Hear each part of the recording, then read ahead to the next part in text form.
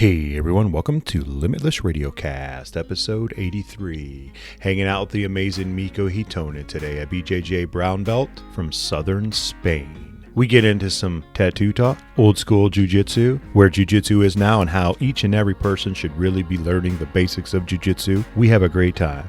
So throw those headphones on, turn that volume up, sit back, relax, and enjoy the show. We'd also like to thank all our friends who help and support Chad and I do this show each and every week. Magic City Brewing Company located in Akron, Ohio. LimitLess Tape, M&H Beans, Gateway Dental Care, Lashley Nutrition, Supplements and Supplies, Thomas Webb from DeHoff Realtors, Lanky Fight Gear, Red Tail Tattoo Company, Candry Law LLC, and last but not least, James Klingerman's BJJ Foundation. Check them out for amazing BJJ techniques, help, and instructionals. What's up, everybody? Welcome to the show. So we have a first, Chad and I, we have our first guest from over the pond, let's say. So we're hanging out with Miko Hytonen. If I screw that up, I apologize, Miko. He is a Brazilian Jiu-Jitsu brown belt. He is in southern Spain. He has an amazing instructional content that's out there for everyone to get. I advise you highly to go out there, and we'll get into his handles and everything for social media because he has some great stuff. And as Chad and I talk about a lot on this show, he loves tattoos, as we do. Chad and I have a sweatshirt on.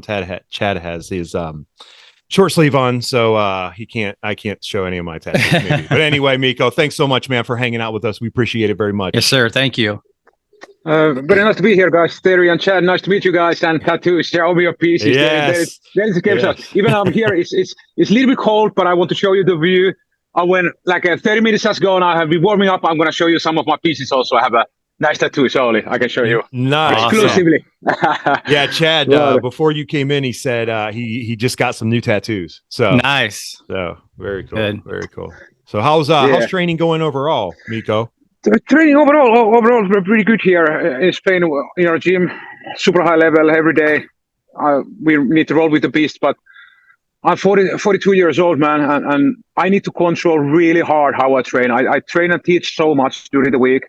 So I need to be really kind of I would love to go like hard rounds every day, but I need to kind of bounce now and there. So I need to kind of control so I don't get more hurt because this is a rough journey. But training is going overall good. Here we are with my bicycle. I go in the gym, home, store, eat chicken, repeat. Right.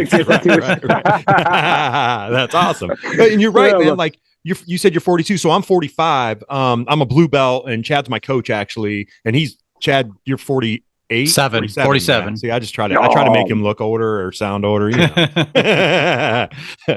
But you're right, man. Like, you got to be smart, especially when you get older. Like, you just got to be smart, do the right thing for your body, and we like to get after it, but at the same time, it's like I got to be able to walk and hang out with my kids and stuff like that too. So. That's it. And in long term, especially because we want to do this for a long term, and everybody has their different reasons. For example, you told like most of the people they have not normal lives, like beside jiu-jitsu, so they need to kind of bounce. Like normal life comes, there is family, there is normal jobs and everything.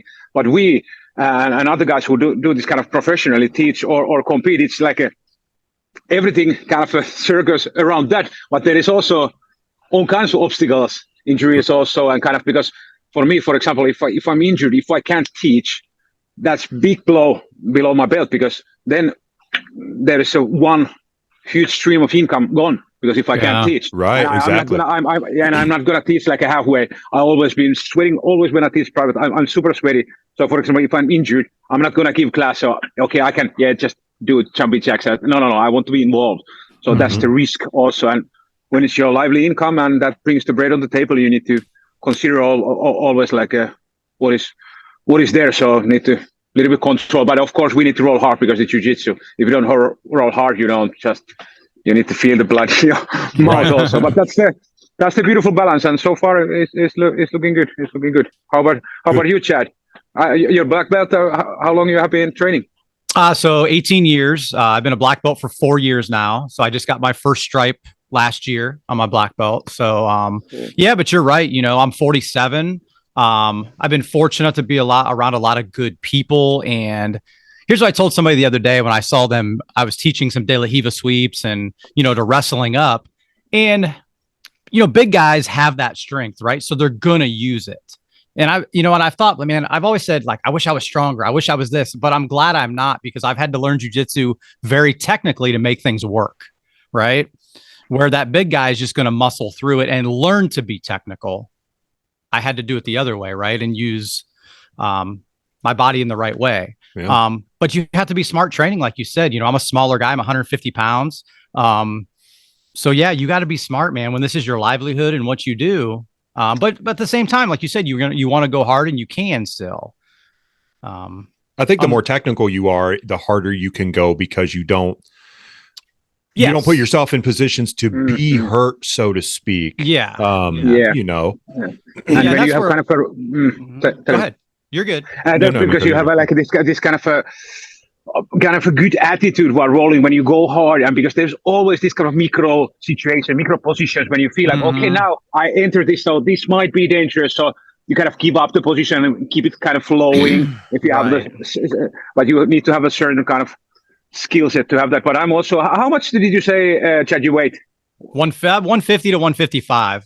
How much is, because I'm 76 kilos. I think we are pretty close. So let me figure that out. Let's do some math real quick. Yeah. So if I'm 155, it's the first on the Limitless Radiocast. So I'm probably like 70. I'm about 71 kilos. Okay, I'm a few kilos more than you. Yeah, but I'm 6'1" too. So I'm kind of tall for my weight class. All right, I think I'm 5'9", so 180 in centimeters. Yeah. But it's like that because kind of I know also guys who are really good in jiu-jitsu, but when you are a big, strong dude, it kind of smalls your game, because even those guys, when they're frustrated, they were going to muscle out. But for example, us, we can't muscle out if the guy is stronger than me. It's physically impossible. And actually that started when I started to play Leipold game. It was my current gym, Lilius Barnat, with Santeri, because Santeri is a no-gi European champion and ADCC finalist and bronze no-gi this year on the Worlds. He's super high level. So when I get there, I was blue belt. And, these guys are technical, but they are stronger than me, and they was always smashing me. So then I started to use the Leipold, because I was thinking about, first I learned, like, okay, this is amazing. I can fucking defend with this one. So I was bottom side control. I fit the Leipold to my hand, and I put my knee in. And then I was, okay, the pressure is a little bit relief. There is something. And then I learned one day I was sweeping the guy, huge guy, at the same position. I was able to put my feet in the lapel, and I was kind of bouncing the guy over me, and I was like, whoa, there is something. And that was, but that's cool. I think you need to explore and find your way, especially if you're not the biggest in the gym, but still you need always skill. And I would love to be more bigger so I could muscle guys out, but I'm a sneaky motherfucker, so I do next. That's the cool thing. Like when you start discovering that lapel stuff, like for me, and I'm recently promoted to blue belt this past summer here in the States. So it was amazing to me, like slowing down more, obviously in your journey, you get this, Miko, like, and first you're kind of going really, really hard and you're trying to figure things out. It's awesome. You're addicted to it and you just want to get better. And you just have to remember to try slowing down and how you start seeing things more often. And now that's what I've been doing more of, playing around with stuff like, oh, okay, it's okay to do this. Like it's okay to grab a lapel and kind of wrap it around someone or wrap it around an arm or do something, as Chad is like, be creative a little bit, some stuff now versus when you first start. Yeah. And we've talked about it before. When you first start, you're going to go to the attribute that you have, which is either strength, athleticism, whatever that may be, wrestling. I used to say that, like, oh man, I wish I wrestled. I never wrestled. But how would my guard game be now if I would have wrestled? My guard game might not be as good as it is, right? So just take the attributes you have and work with them, and if you are strong and be technical, you're gonna be a killer, 100%. That's exactly, and also kind of even some big guys. I have a few training friends who always kind of they also feel guilt that they are strong. I said no, because when you do the good technique, use your all kind of strength also. No worries. But what Terry thought earlier, like the calming down and trying new stuff, I totally agree. still like almost always when we do like normal rolling during my classes, I always tell people to enjoy and try a new stuff, especially for the lower belts. I love when you're trying stuff. You go for a rolling kimura, you fucked up, and the guy mounts you and taps you, and you're like, not the next time. But let's keep it playful. I love the sentence. Keep it playful and try new stuff, and don't be afraid of failure, because this is not a competition. There's nothing. This is training together. So try new things, fail, tap early, tap fast, tap all the time, and have fun. I think that's the because it needs to be fun also. It's so hard road if you don't enjoy it like truly, like the rolling. It's like if you feel like it's always competition, it's a little bit harder when you kind of enjoy also the flow and honest, and that will come there. I got it like about on purple belt, late blue belt. I kind of understand it, the heavy weight, the pressure, the calmness, and I think that's a huge step when you kind of discover that. So you're really heavy, even to a small guy on top. So kind of the calmness, you are not any spazzy anymore. You kind of try to loosen up a little bit. But I think we have all gone the kind of same kind of way to process and learn this art. So we're same kind of more or less the same phases during our journey.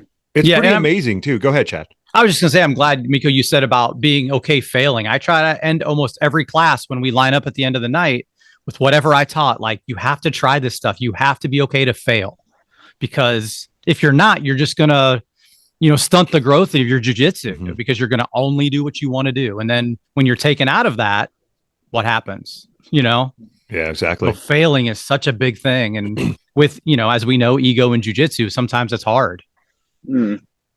Yeah, but it's also kind of like the way how you learn to train. As a coaches, we have a really important role, kind of try to mold, especially when they learn, because many of my students have learned from their first training that it's okay and there's no ego, and it's like of course there's different personalities and everything like that, but and also the benefit because I think you're really gonna be much better if you're not competing, if you don't want to compete, kind of if you can control. And I always say that this game has a good takedown.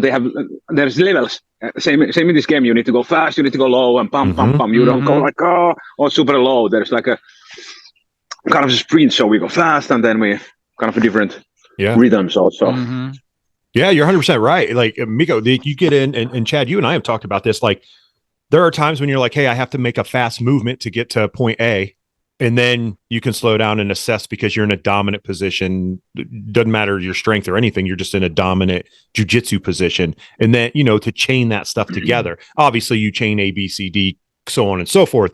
But you can get to a strong position, be cool, kind of relax a little bit, know what you're doing, and then go back into it. Versus when you first start, you mentally are just like, oh man, like I have to freaking keep going. Like I gotta just keep going, and this guy's trying to kill me, type deal. So that's it. We hang out sometimes. I remember when I started this label stuff, and when I started to attack with the label, I try to even catch the label already while we stand up, and so many times, even these days, I end up, I still have the label, and guys mounting him, and I'm like, what the fuck happened? Why am I still here? Why am I getting the bottom?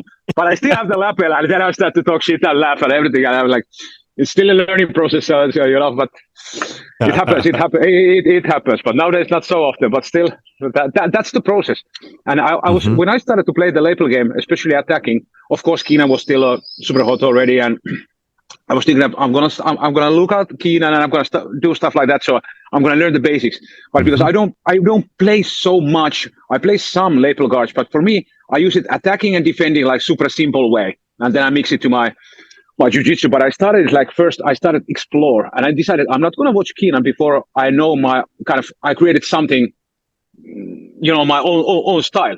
Sure. So first like a 1.5 year when I started to play the lapel almost every day, I didn't watch any kind of lapel instructionals or any kind of that, because I just wanted to try fail and error, and then I'm going to fill up the information because I have already kind of how I've been trying the stuff, and I think it ended up pretty well because I have this kind of pretty unique way to use the lapel, and I'm not only the lapel, like I don't only use the lapel as especially like lapel guards, I don't use it, but defending, attacking, and I just found out I roll with this this Rashid is a good black belt from our gym, and he was mounting me. And I had no idea. I just fit the lapel behind his back here, and I stay super close. And I was like, I started just bouncing around. And then once again, I noticed, okay, if I bounce enough, I can go slightly underhook and I can reverse this position. And I did it kind of the first time on that roll, kind of round. And I was like, damn, this is really cool, because first you have a good control, and I'm close to his chest, so he can't push me away. And then I started to create motion, and suddenly I was, boom, I'm out of there. So it's a great tool to be kind of also creative. So you just grab the lapel, and there's a million ways you can wrap the hand, you can wrap the leg, you can wrap the neck. There is so much. There is so much. But I love it a lot, and I try to try new stuff almost every day. So. Sure. Well, that's what makes it so fun too. It makes you want to come back.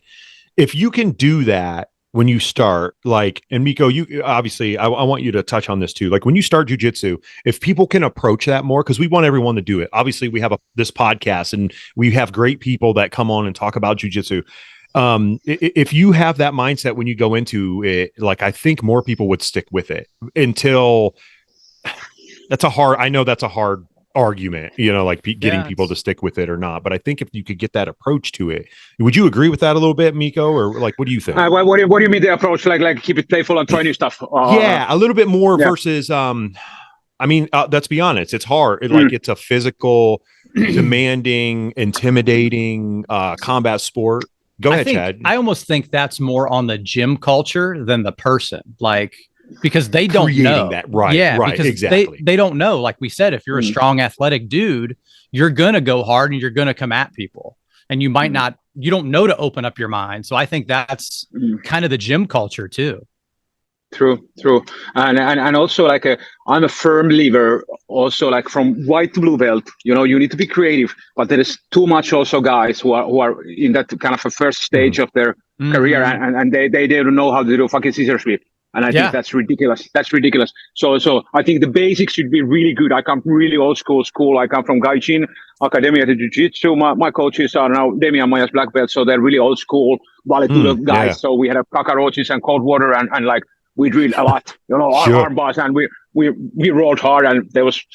But I love the good basics. So I think the how do you say, like the exploring part starts maybe after blue belt, like more, but I think from white to blue, you can still have fun. But we need to learn. Basically, I did my first instructional like a few years ago. I was purple belt then, and it was like a BJJ for the beginners. And I show 2 moves from every position from top and bottom. And I think there is a kind of about good blueprint. So so for example, if you're a turtle on bottom, what is the 2 ways how you try to escape? If you're a turtle on top, what is the 2 ways? If you're a close guard bottom, what is your 2 ways to sweep, 2 ways to attack? If you're a close guard top, you need to be at least 2 ways how you at least try to open the guard and stuff like that. So yeah, that's I think they create the base foundation like in a strong house, and top of that foundation, then you're gonna start to have fun. And if something goes south, if somebody fucking mounts me, I go either creative mode, or if I'm really panicking, I go my A game, and I just make sure that people don't tap me. And the A game, the kind of the base game, not A game, but the solid basics. The solid. They're there, and I still teach them. Every day for the beginners, like a scissor sweep, failed scissor sweep, triangle, armbar. We do a lot of armbar drills, and I'm not a huge armbar guy. I use triangles a lot more, but I teach them, and because we need to learn how to attack them also, because we want many times create only the reaction. We attack the armbar, we get the reaction, bam, something else happens. So, but a firm believer of strong basics. So all the white belts there. Keep the basics, because still, the highest level, they fucking scissor sweep people and flower sweep and pendulum sweep, super simple stuff, and triangle 100%. And everything. So that's how it goes. We talked about Bernardo on, and Bernardo, Miko, from BJJ Fanatics. He has 5 world titles, and if you go back and you watch all 5 world titles, it's strong base jiu-jitsu. Every one of them, like that's what he used. Like his moves are very. I'm not going to say basic, but let's say pure jiu-jitsu versus, a lot of stuff, what you can see now. Obviously, it's evolved and guys are fantastic and everything is great. I'm not saying anything bad about it, but you can just see, like, you need to know those solid basics. Like Chad is very good at, like, making sure our gym guys are great at guard passing. Like it's our bread and butter. Like we are very good at basics, like getting into the pocket, X pass, all that kind of stuff. And I agree. Like being even just at blue belt, I'm like, yeah, solid foundations are probably your best thing you have to get. Yeah, and they're going to lead to that more advanced stuff too. If your basics aren't good, you're not going to be good at baramboloing somebody, or you know what I mean. The mechanics of 100%. that. You got to be 100%. yeah. All leads to the next. Yeah. Is lapel your favorite stuff, Miko? Right now? I don't know. My favorite stuff is chasing people's necks. So that's my favorite stuff. Okay. However it goes. But I use lapels, but more than so, I use all kinds of chokes. I like to strangle people, so that's what I do. But lapel is also nice because I have been, choking people while standing up. I just wrap the lapel and go nuts. But overall, like I don't know what is do you know what is the name? This kind of because I love to be kind of I always say action reaction, and we want to make the action. And even though if I'm I roll somebody I know that this guy is better than me, I'm not gonna go there like, okay, I'm sieved, I have some move, if I can have some room to do some of my stuff. No. I go there to kind of try my best and win the guy. So that's the attitude. But my favorite stuff is attacking from all kind of positions and make my opponents crazy by talking shit. That's make them very uncomfortable. That's my speciality. That's awesome. That's very cool. Hey, what made you want to do like all the like instructionals and stuff? Was it just more like being involved in jiu-jitsu and you loved it so much? Like I know you have amazing, reels. Like I love your reels. I love the lapel stuff. A couple of things, like I was watching a couple of weeks ago or maybe a week ago, a nice little underhand. It reminded me of something like a finishing, I say a finishing move. It's a pin move in wrestling. I wrestled. But then you did something with the lapel and I was like, holy crap. I was like, I never even thought about that until I saw it. But go ahead, man. So what do you want to ask? So what was the question? When you got into instructionals, like creating instructionals. Why I started? Yeah. Sorry. Yeah, 100% this, because basically Jiu-Jitsu saved my life. Of course, this is a cliche, but in this case, it did. I used to do some bad stuff. I did a lot of illegal stuff. I had a lot of problems. I fucked up many people and I did a lot of bad things. But Jiu-Jitsu, I found my way, and I have been teaching 11 years Jiu-Jitsu. And because for me, it was 100% that I want to share this amazing stuff to other people, And that was, I started teaching long before I started to do the videos. And because I was actually talking with a few of my training partners, and they told me, like, you need to go to social media. And I was like, fuck me, I don't do that. I'm a Facebook ghost. I'm only watching some news and I don't react to anything, That's me. But then I was talking with the guys, and they told me, like, because if you make good videos, if you give good positive vibe to people, that's your kind of platform. You need to go to the internet, you need to go to social media so people can kind of find out you.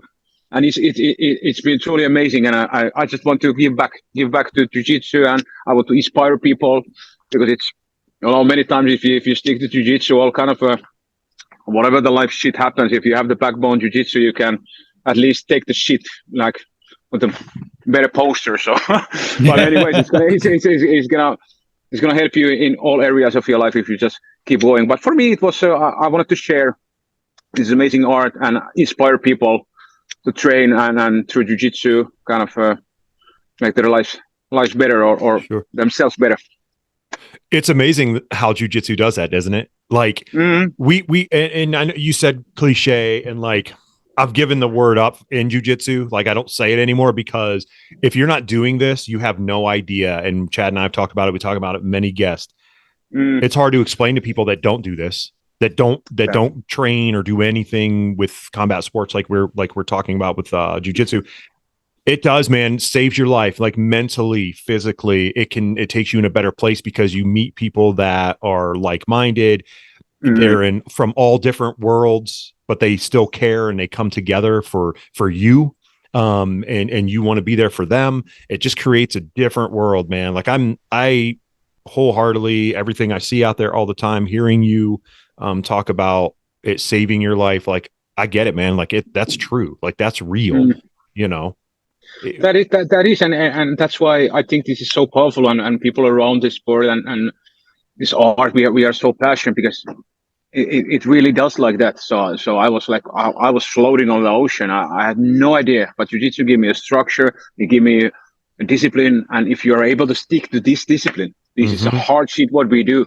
It's definitely gonna change you. It's gonna be hard. You're gonna get injured. Everything's gonna happen, but it's gonna be definitely change you if you can stick to this. Because this is probably one of the hardest things what you can do in your life, but it's also, I think, most beneficial. You know, you carry yourself differently when you fucking train jiu-jitsu. You know, it makes you better, and you're still humble. But of course, there are still guys who are using it wrong. But overall, you know, you're never the man. Always somebody will. That's the thing too, right? You know, put some feet in your mouth, and you're like, okay, calm down. For sure, definitely. Yeah. Chad, were you gonna say something? No. Oh, okay. Sorry. Yeah, no, you're 100% right, man. Like, I can't say it enough. Like, jiu-jitsu, it changed my life. Like, I made a social media post about how I spent my whole life being angry about just my past and my youth and the way I grew up. And like, when I got promoted to the blue belt, that was my post. Like, that anger went away. Like, for the 2.5, years before when I started, that went away from me. And it was like, wow, this is amazing. Like, obviously it chipped away at it, and I had great friends, and I had people that I felt that really cared about me. And it's like telling people all the time, I'm like, oh, why do you do that or whatever? I'm like, I can't explain it. Come try it. Like, I can tell you. That's exactly it. And it's so natural us to talk about jiu-jitsu, but guys who don't train it sounds fucking bizarre, man. And I always make a laugh, and I always show, if I need to show some random people, I say, yeah, double underpass is my favorite. What the fuck is this? What is this double under? Right. What is it? What are you talking about? So please, everybody start to train jiu-jitsu so we can speak all same language. So when we are in the traffic light, we can all see you all the time, and I can say a nice kimura or whatever. So. Yeah, right. Yeah. Say it now, and people are like, "What? What the heck are you talking about?" Yeah. I have only gym friends now. All my other friends don't exist anymore because I can't talk to them. Same here. And what about these guys? I was just laughing with the guys in the gym, because now even sometimes we have a huge gym, we have a few hundred members, and sometimes there's so much guys and new guys that I don't remember everybody's name, even though I teach most of them, but still. And it's like, oh, this is the guy, and always, hey, how's your knee? It's not how's your family, how's your knee, how's your shoulder, it's always about the injury. Well, what was this guy's name? Yeah, he got this knee injury. Oh, this guy. The knee guy. The knee guy. Yeah, the knee guy. So it's like, but it's amazing. Such a melting pot for different people, you know. It's amazing. We are there for the same purpose, to get better jiu-jitsu, you know, train, learn martial arts, learn some kind of a calmness, maybe. And whoever you are in the match, it doesn't care. It doesn't matter. It really doesn't. It really doesn't matter. You come there, you have open heart. We will treat you as an equal, and you're gonna fucking love it. That's it. For sure, 100%, man. Definitely. That's awesome. Hey, what's it? What is that? Tell me about this shirt that you got on. Oh, actually, I have a Manto shirt. Manto is my sponsor. Oh, yes, nice. I thought so. You know the brand, and actually, I made a collaboration with Manto. So there is my rash cards, my designed rash cards and shorts they are selling, and also my T-shirts where it's the slogan "Jiu-Jitsu never dies." And Manto is a huge company, one of the biggest fight gear companies there from Poland, and they have been around like many years. So I'm proud to present them. And actually, it was a funny story because my first favorite kimono was this called Pura Vida from Manto, and they had this kind of parrot and a little bit like a palm trees and stuff like that. And I was like, I'm a rough dude, so I love the contrast. So I have this kind of kimono. It was not pink or anything, but white. But you know, it was like super positive. Sure. I love the contrast, and I think I was a blue belt. And I contacted the guys that I love your kimono and stuff like that, and then it's kind of faded away. And then I did my first video, and I sent them my first video, and I said, okay, guys, I would love to be with you. I mean, blah blah blah, and they were like, yeah, send me your address, and they sent me first free stuff, and It was amazing. I never had a rash guard actually before Manto sent me like a sponsored rash guard. I had like old white fucking t-shirts, sweaty t-shirts. And my first rash guard was a sponsored rash guard. I was a purple belt, and I was like, fuck me, I made it. I made it. That's the biggest story of jiu-jitsu, guys. But yeah, since then we have been together, and now go mantoshop.eu to buy my shit, and there is rash guards and more stuff to come. I think I'm going to design my own kimono, so that's going to be coming. And huge thanks for and shout out to Manto. So they believe in me since day one, and now we are pretty big and we have a huge reach and a big audience, and they have been with me since day one. So I appreciate that, and we have a really, really good connection with those guys there. So that's awesome. Shout out to Manto, baby. Yeah, for sure. And how cool is it that that's the community that we are in, that we represent? You know what I mean? Like that's the jiu-jitsu community. Like it's like that. Everyone wants to help out everyone. They want to be good to people because we know how hard it is. We know the struggle. Like this is the hardest thing. Like you said earlier, Miko, like it's the hardest thing you're freaking going to do in your life. Like, to be honest with you, it just is. 100%. That's it. And I think that's one of the reasons why we want to help guys on the match, because we have gone the circle, and I think it's really, really important that you have also good surroundings. You need to have kind of certain kind of people around you, so you kind of made the first struggles there. So it's like a. But it's, first until I was purple belt, every time when I was out, every time when I was eating, every time when I was meeting some new guys, I was trying to, everybody, you need to try jiu-jitsu. I need to try jiu-jitsu. And everybody was laughing. Sure. I like these memes, like a normal conversation, and then you pull out of like, too much there. So you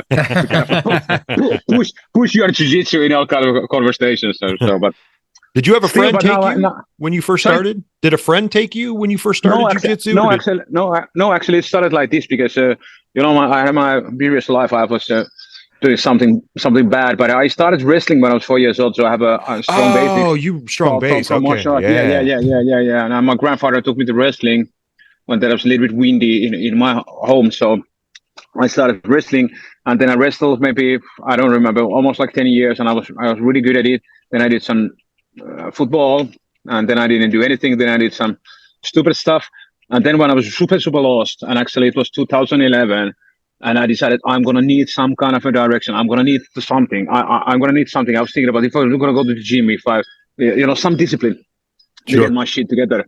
So because I was building basically myself, again, I lived that life and it cost me a fucking lot. So I need to build everything.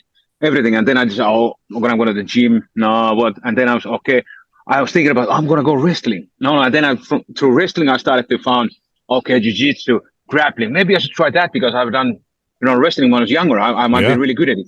Oh, man. First time when I went there, I slapped the mat and I yelled, good to be home. And that was 2012. So nice. It was, I remember the smells, I remember the fucking, the atmosphere. Mm-hmm. I immediately know this is it. And at the moment, I didn't have anything. I was completely lost, and I have stick to it, and now my job is to teach jiu-jitsu and pretty much live the dream.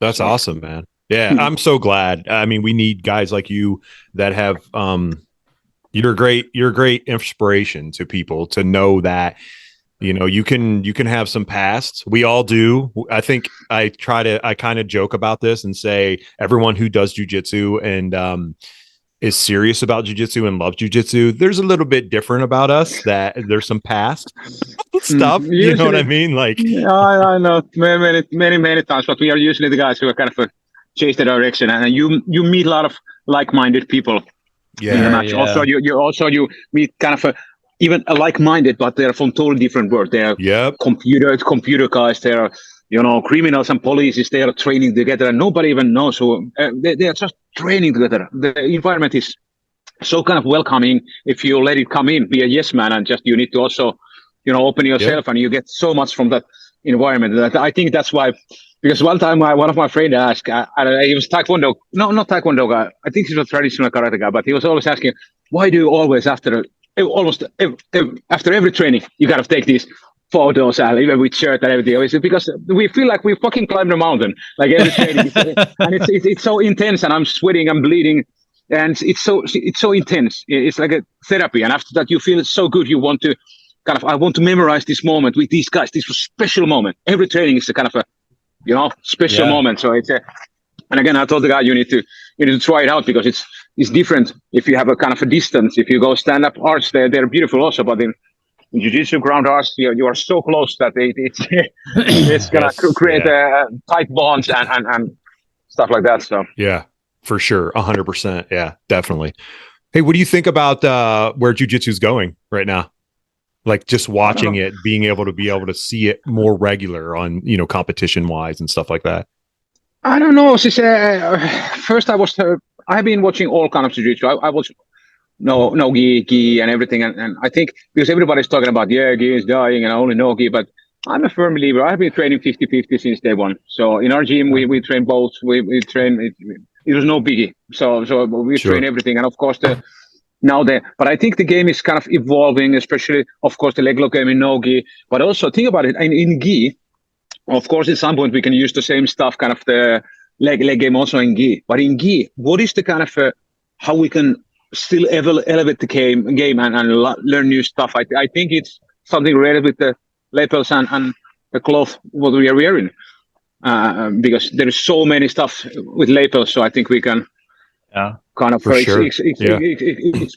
explore that also, but I agree, man. Like Chad, you and I have talked about that many times, and obviously I don't because I just don't believe it because I'm obviously more of a gi player than I am a no gi player, but I don't think it's ever going to go away. It's not going anywhere. No.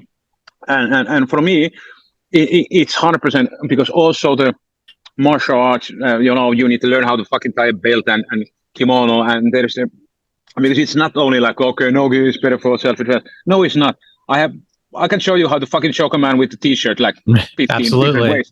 So if you're not walking out down on spats, and again, they're not train both, and it's beautiful, and it's also good for your kind of martial arts mind, because when you do gi stuff, okay, I can use the lapela and just do stuff like that. When you go no-gi, there's obviously no grip, so you need to kind of challenge your mind.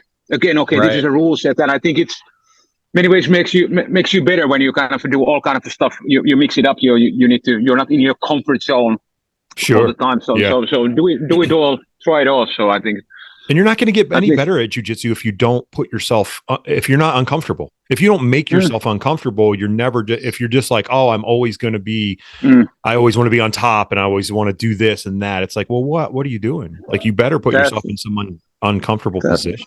And that's where all the progress on comfort zone is. Where progress is, and especially it's really important when you train, especially higher belts. When you train with the lower belts, kind of I do like this. I kind of give windows of opportunities to lower level guys, and many times I create this kind of I let him take my back, and then I want to learn. I want to escape from the left side, and I want to turn, and I want to tuck his hip with my elbow, for example, some kind of this.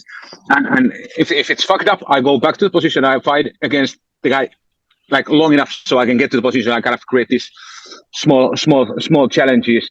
And the trick is for the higher belts, never let the blue belt or white belt, if you give something to him, don't tell them or don't kind of, I let you do it. Just hide it like a fucking mama lion. Let them let them have you. And you're like, oh fuck, that was good. That was a good. Yeah. Let them build that confidence too. You know what I mean? That's it. I think that's important also. Give them it makes them want to come back. You know what I mean? We want them. We need them coming back. You have to. I do that a lot during the week after I roll with somebody, and I might not say it at the gym because we're cleaning up, whatever. But I text a lot of my guys and be like, "Hey man, good roll tonight. That was nice. That position was awesome." And even though I think there's such a position where you think you are in jiu-jitsu because of the ranks, right? But no matter what your rank, we need each other. Everybody needs everybody. And I texted one of my guys a couple of weeks ago and told him all this stuff. And he's like, man, thanks. I've really had some hard days at the gym. I'm working on stuff and it's not working. So he's like, thank you for that text. So, that's important. Yeah. That stuff can go a long way, man. You don't know what kind of day people are having. And, that little 2-minute text that took you can really change somebody's day. I agree. I agree. And hats off to you, my man, because you put the time in, and this is really important for the guys, and you're a true professor because you fucking care, man. It's not like, oh yeah, but you care, and that's what makes an excellent teacher and the guy who can basically change your life. Because if you have only a coach or a teacher, there is also teachers and coaches jiu-jitsu who don't basically give a shit about the guy. They just want to teach jiu-jitsu, and like it's not so personal. But when you have guys like you around, you know, we really care. Our biggest passion is to make them good at jiu-jitsu, and you know, so we want our guys to tap us out and push us. 100%. You know, we teach the snakes how to bite us, and if they someday bite us, and if my students are able to like hands down choke me out, I will tap and I will applaud, because what that tells about me, if I can teach somebody to be better than me. So 100% no, there is no kind of protecting my position. I just want to teach people to be as good as possible, and evaluation of game. We are over 40. You see these blue belt guys, 80 kilo, these fucking judo guys, strong wrestling guys, they will smash us sometimes. That's normal. But it's different. It's different, and we need to kind of understand it. So it's not like if world champion blue belt catches a brown belt, the brown belt, he can sleep okay, and there is no worries. Just keep going on. So but I have never had this kind of if somebody tells me I tap somebody, I basically don't care, because when it's a training process, I love the fail and error. Some people think about that aspect like a lot more, who is going to win and who is not. But I love the role, and I love to keep it playful, and I, especially for me, in that way, I think I'm the best what I can. I'm loose. I'm pam. I try stuff, and I think you're more dangerous when you are also in that kind of state. The guys has no idea what you're gonna do next. So. Absolutely. Yeah, for sure. Yeah, definitely. Yeah, if you keep it light and playful, like and not like look like you're like murdering someone on your face all the time. It's like, I can see that for sure. We always say, as Bruce Lee said, "Be water," right, Terry? Yes, that's it. Right. That's it. Chad has a new tattoo on his hand. Yeah, I got across his hand. See. Look at that. It says "Be water." Oh man, beautiful. I also have fingers. I have a stay true on my fingers, and then I actually put just a few days ago more tattoos. I have a let's talk about it, man. Let's talk about these tattoos. I have a Norwegian old Viking runes on my fingers. Yep. I'm from Finland, and I have been living also in Norway. But I got this duck which is robbing a bank in my leg actually a few days ago, and I was laughing because I was in a good mood, as you can say, when I went in, and I was like, obviously, duck can't rob a bank, so I think this is a great idea to put, duck robbing a bank, shooting a gun, because obviously the duck can't rob a bank, so it's contrasted. I was like, what the fuck? And on top of that, it's a tired Bugs Bunny. That's a new also, and under that is Bart Simpson as an Escobar, so Escobar. Oh man, that's awesome. Do you think of them? Do you like think of the tattoo and go, I'm gonna get that? You like put some thought into it? Man. Many times I just go with the flow, and because they are also kind of a diary of my life. So sometimes sometimes important pieces, I think about it, I plan, but also I want to keep it, in this case, also like playful. So always if something comes in my mind, and I was laughing so hard when I see this tired Bugs Bunny. Actually, we can go inside and I can show it to you. Okay. So it was like Bugs Bunny, tired, and I was laughing so hard. I was in my bed, and it was like 2:00, and I was I'm gonna tattoo this on my calf, and I sent it immediately the message to my tattoo guy. It was pretty funny, and I always when I see it, I laugh. So, and the other side there is skulls and bones and everything, but we balance, man. We balance, right? Balance, right? Right. That's for sure. How? When was your first one? What was your first tattoo? 1995. 1995. Nice. I remember I was using like a basketball shirt. It was Detroit Pistons shirt, and I went to this tattoo shop, and I had a paper from my mom that I could take it or not. I'm not remembering, but it was, I wanted this kind of scratches from a lion on my arm, and they're still there. They are still there, and I started to build around that. But I want to keep them. Yeah. I want to keep them because That was the first time. It was amazing. I was 15, and when I went out there, and that's why I had the basketball shirt, so I could fucking show off my piece immediately, And then I went out at 15, skinny as fuck. I'm still skinny, but then I was even more skinny, and that was the biggest thing ever. And it was hard because I tried to always, if I see some beautiful lady or whatever, I tried to always walk so they could see my piece. So, I tried to turn, even though I needed to, face the wall. I was like, but ladies, check out my piece. Check out my piece. Yeah. That's awesome. Oh man, that's what tattoos do to us, man. They're addicting too. That's it. Yeah. If I guys move a little bit, if I go inside, so Miko, little bit of my pieces. Yeah, because you are family now. You have seen my terrace, so why not to see also inside? No worries. So where do you guys train? What is the gym? The gym is It's called East Coast Martial Arts. And it's in.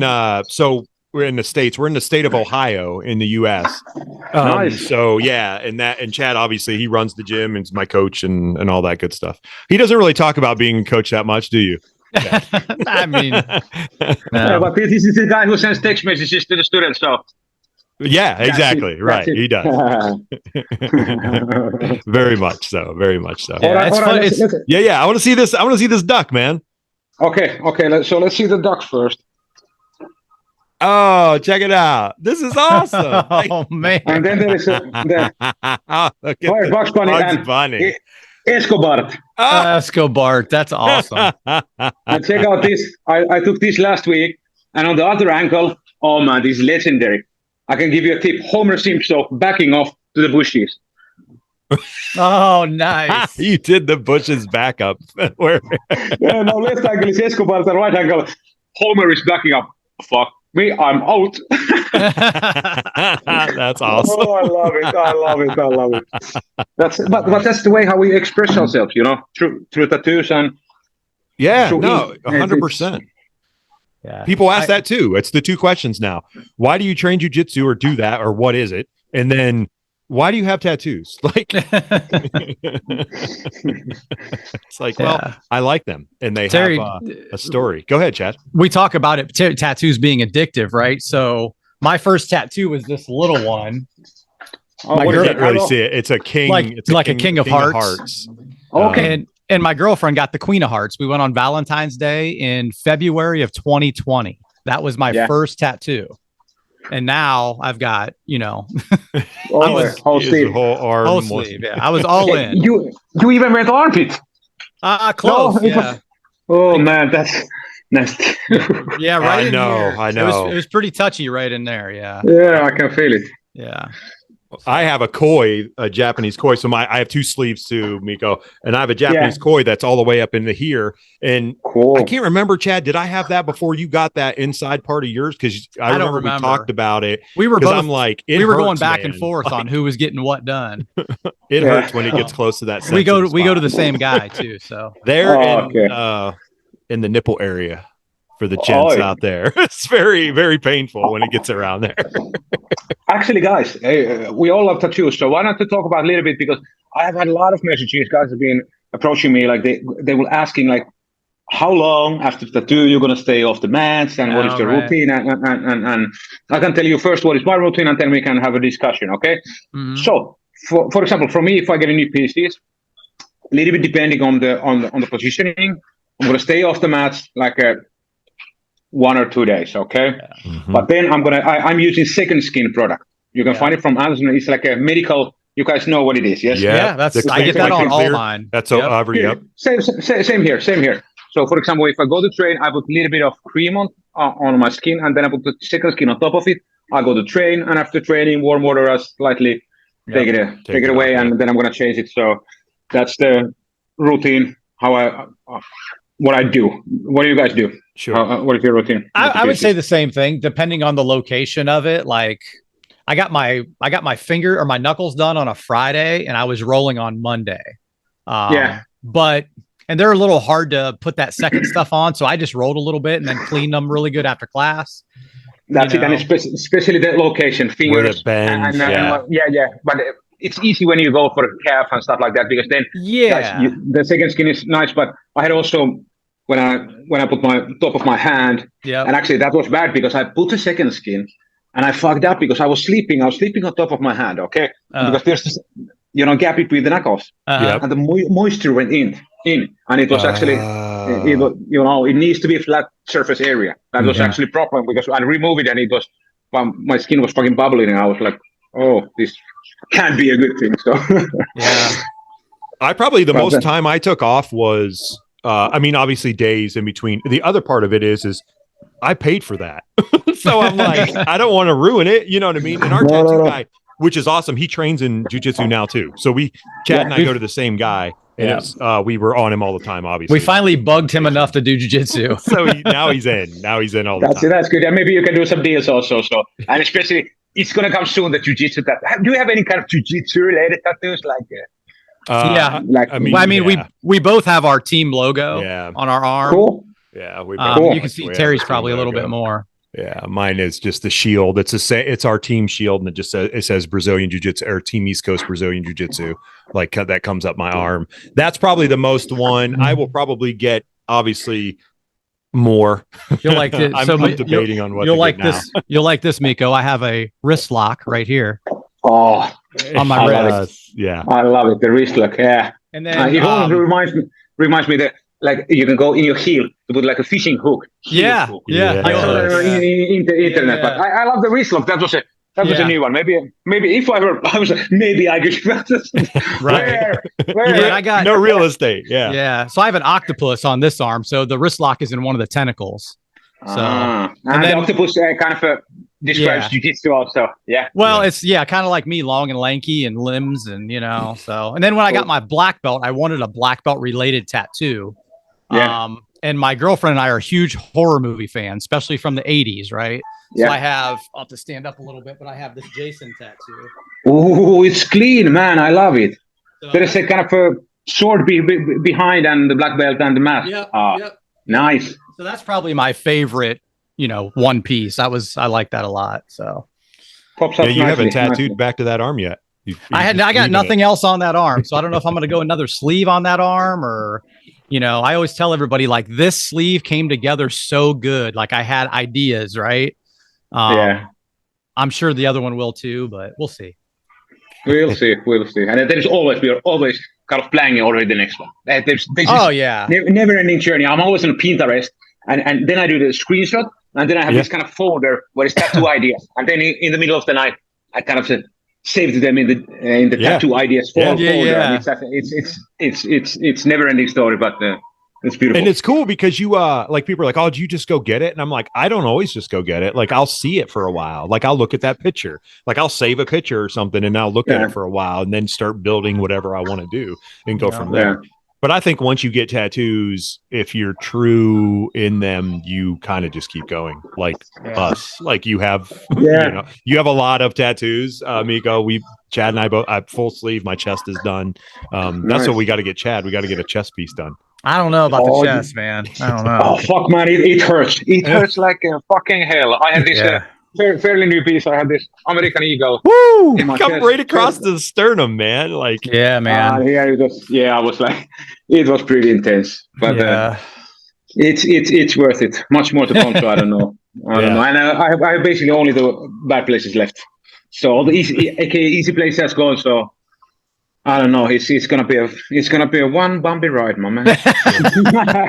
So anyone out there listening that wants tattoos, start with the hard spots first, like your rib cages and stuff like that. Behind the knee and stuff like that. Yes, so that first, and then you're gonna go on the shoulder anchor. So it's gonna be a walking that part. Right. You'll be like, wow, this is nothing, and then people will ask you if they hurt all the time. That's the most common question. Do tattoos hurt? I'm like, it's a needle shoving into your skin repetitively. Yeah, it's basically an open wound. So yes, it hurts. It hurts. But that's also I think Jiu-Jitsu can also a little bit help because basically in Jiu-Jitsu you also learn how to be comfortable in uncomfortable situations. Yes, very true. So people smash you and you kind of find you can barely breathe, but you're still alive and you can stay calm. And in tattoos, of course, you need to be still, but you can also try to kind of breathe and kind of try to find that mental place. Keep focusing on breathing, and then maybe you can guide your thoughts a little bit somewhere else, but yeah, for sure. Maybe that can help. So that's also one more reason to train. Nobody can prove that it doesn't do that. So sure, right? Yeah, no one can prove that. Exactly. Yeah. How often do you get to watch like jiu-jitsu, like on television or anything like that? Do you get to watch like ADCC? Did you get to watch ADCC? Yeah. Basically every day I watch some jiu-jitsu techniques or competition, but I watch more of the techniques, and I have this kind of, for example, I go through half guard and I teach half guard on my classes, and I try to kind of watch other people's stuff from half guard, and then I'm building stuff for my students. But sure. I watch jiu-jitsu basically every day, and now especially when ADCC, when my professor Santeri was competing there, that was pretty cool also. And yeah. But I try to watch all the time, and it's just like when you're an addict. I used to be gambling addict back in the day, and before I went to the morning pee, I was already playing some hands on poker. So this is basically the same time. Sometimes I'm watching some crazy stuff. I just saw this crazy move. I need to put it on video last week. So some guy had a body triangle from close guard, and the guy was calf slicing the guy. He was kind of stepping on top of the triangle leg, and I need to try that. That was like maybe 7 a.m. before morning pee. So but I think this is healthy addiction. Not absolutely. Healthy, but absolutely. Yeah. Healthy for your mind, kind of. For sure. And of course, you are there's injuries, but you are in excellent shape. I'm best shape of my life. I'm 42, and I'm ripped all the time. So it's because of jiu-jitsu. And the one thing about this sport, it makes your mind grows more than maybe. I don't want to say doing anything else. We're obviously biased because jiu-jitsu is great, but it makes you think all the time. Like it makes you can't fall asleep sometimes because you're thinking about certain techniques or in that role that night or whatever training happened, whether it's good or bad, or, you're always kind of thinking when you're in jiu-jitsu, you're always moving. Your brain's kind of always moving in a motion of going, oh, what about this? Or next thing you know, you're looking it up. We're on our phone. Oh yeah, man. Wait a minute, what's that? Wait, what was that?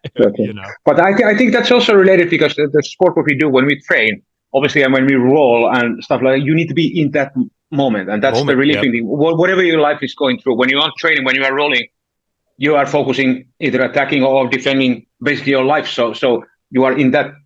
It kind of sucks you in. There is no outer world during the training, which is I always like to say that you kind of get vacation from your head in this jiu-jitsu world when you go to training, because you don't think like what you're going to grill in the night when you roll and when you try to survive or attack or whatever. It's like it's almost like purifying kind of way, Yeah, and in today's world where we all are distracted with social media and our phones and everything, jiu-jitsu is that thing where you have to be present.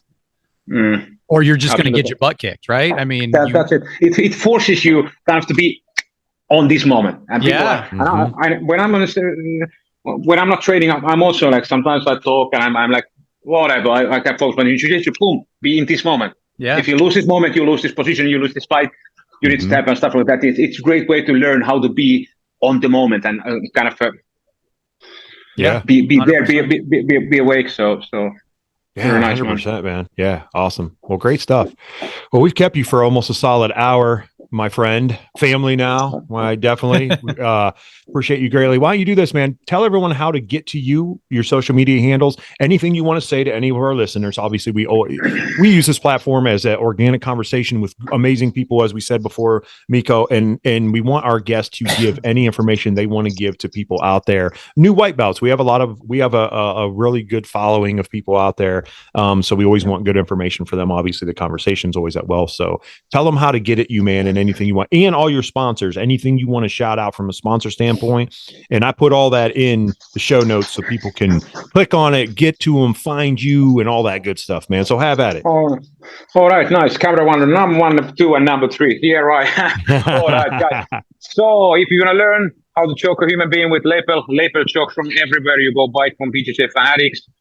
It's selling pretty good, and I think it's a solid instructional piece. And this is me. I'm a little bit nuts, but that's also in the video. And actually, fun fact from the video, I was talking with the guys in Boston, and when we were editing the video, because sometimes I lose my words and I stumble or whatever, and they were like, "Do we cut this?"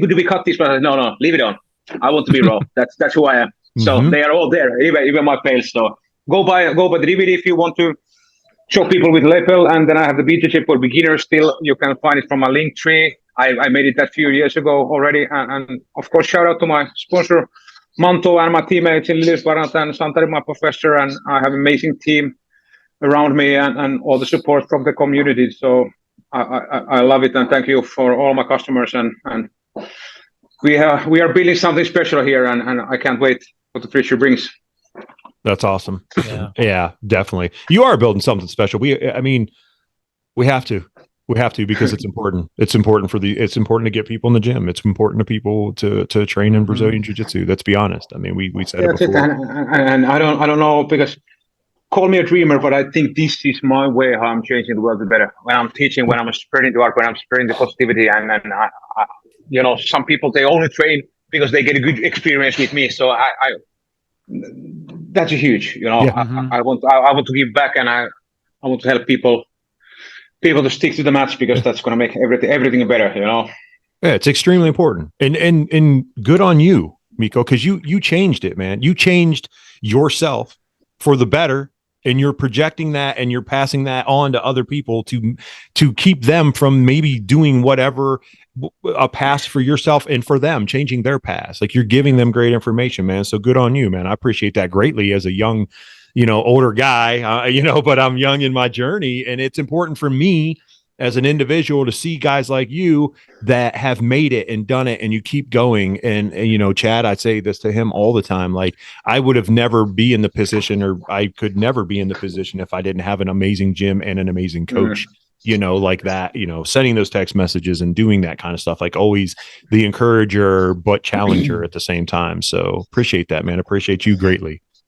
Doing what you're doing. My pleasure, guys, and videos will coming. I'm still posting on Facebook, which is it's also Jokes and More and Miko BJJ/tattoo addict, and Instagram is Jokes and More, and go follow me, and I will post Jiu-Jitsu videos, and I try to be also really active. So if people send me a message or like on my post, whatever, I try to give back to the community, because I know that somebody is writing me. Okay, Osh, for example, he takes the time, so I'm gonna take the time also to respond to guys. So.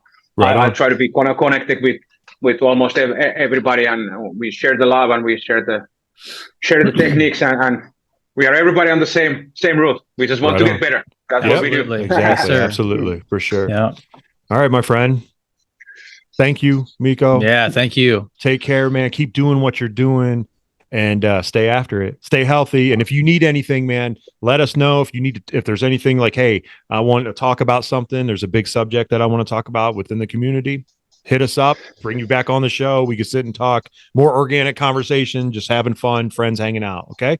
Beautiful. There's a lot of big things coming. I'm going to actually go to Berlin to teach my 2 private students, Ethem and Beri, there. And we're going to go to the MMA World Championships also in IMAF in Serbia in February. So there's big things to come. And also I have a planning to come to US tour. I'm going to go like a few seminars, private and stuff like that. I want to be there around also. And I think something crazy. I think I'm going to do some kind of a reality show or something that people is going to kind of follow me with camera, and we're just going to put it raw.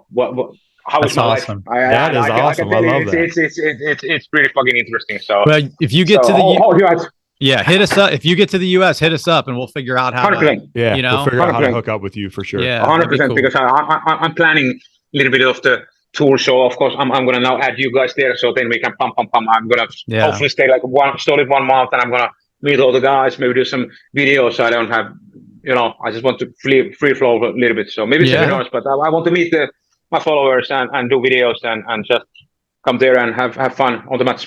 Yes, awesome, sir. man. Very cool. All right, my friend. Well, take care. We'll talk soon. All right. Thanks, Thank Miko. you, brother. All right, remember, Jiu-Jitsu never dies, baby. Yeah. Boom. All right, man. See you.